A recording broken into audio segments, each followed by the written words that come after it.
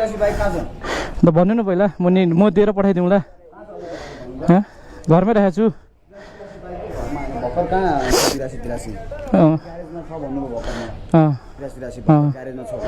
भर्खर बनाएको हो म पेट्रोल हालेर ल भन्नु न अनि के भयो म बाइक दिएर पठाइदिन्छु क्या ठुलो कुरो भएन हेर्दिनु हेर्न मिल्छ फ्राइडे रे फ्राइडे बाइकै निकालेको छैन है ल हुन्छ हुन्छ ल हुन्छ हुन्छ हेर्न मिल्छ होला नि है यो त दिवसको हो यो पनि दिवसको हो यो पनि दिवसकै हो यो पनि दिवसकै हो यो त मेरो बाइक होइन नि यो मेरो होइन दिवसको हो हुन्छ हुन्छ ल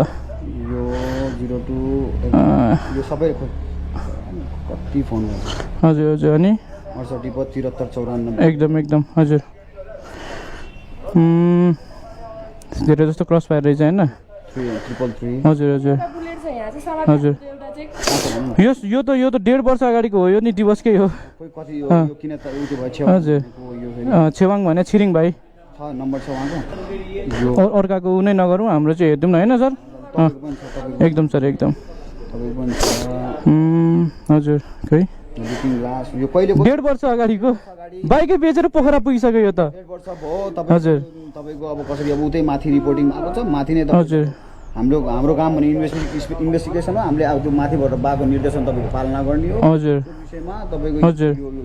अनि यसमा त मैले अलरेडी फाइन खाइसके यो बात हो यसको त फाइन यो पहिलाको भिडियो यसको फाइन खाइसके मैले हो यसको फाइन खाइसके क्या मैले नम्बर प्लेट तपाईको यही अवस्थामा किन राख्नु भयो त कुन चाहिँ बोगी खानाबाट निकाल्दै त्यही निकाल्यो हो अनि कुन चाहिँ windshield looking glass silencer no plate holder अनि फ्राइडेको बाइक निकाले हामीले के यो त 1.5 वर्ष अगाडिको भिडियोहरू रहेछ क्या रिपोर्टिङ भयो रिपोर्टिङ गर्दा तपाईको हामीलाई पर्सनल जस्तै त्यो त 1.5 वर्ष अगाडिको भिडियोहरू रहेछ अनि त्यसमा त अलरेडी फाइन खाइसक्यो त हामीले त 20,000 रुपियाँ तिरिसक्यो मैले